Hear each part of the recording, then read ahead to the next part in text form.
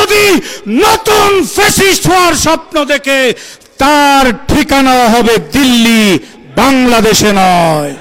আপনারা কি ফ্যাসিবাদকে বাংলাদেশে পুনরায় ফিরে আনতে চান কিনা আমাদের আজকে সন্দেহ হচ্ছে।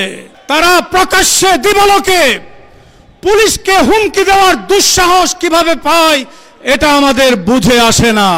আজকে বাংলাদেশকে অস্থিতিশীল করার জন্য একটি মহল আমাদের প্রিয় মাতৃভূমিকে হুমকি দিয়ে যাচ্ছে। আমরা লক্ষ্য করছি পতিত ফ্যাসিস্টদের দূষররা বাংলাদেশের পুলিশকে হুমকি দেওয়ার দুঃসাহস দেখাচ্ছে। তারা প্রকাশ্যে দিবালোকে পুলিশকে হুমকি দেওয়ার দুঃসাহস কিভাবে পায় এটা আমাদের বুঝে আসে না। আমরা সরকারের এই রহস্যজনক ভূমিকাকে আমরা প্রশ্ন করতে চাই। আপনারা কি তলে তলে ফ্যাসিস্টের সাথে সম্পর্ক রেখে চলছেন?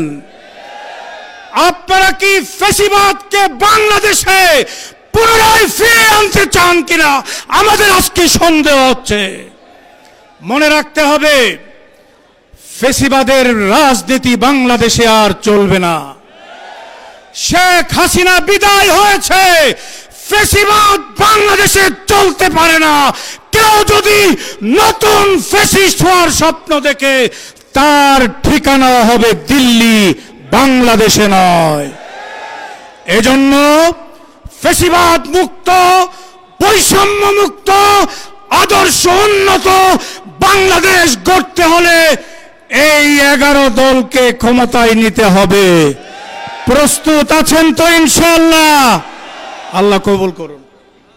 আপনার স্বপ্নগুলো আকাশ ছুবে প্রবাসীর হেলিকপ্টারের মাধ্যমে। বিয়ে, জন্মদিন অথবা যে কোনো বিশেষ প্রয়োজনে হেলিকপ্টার ভাড়া করতে যোগাযোগ করুন স্ক্রিনে দেয়া নাম্বারে। প্রবাসীর হেলিকপ্টার, নিরাপদ ও সাশ্রয়ী বাহনের বিশ্বস্ত নাম।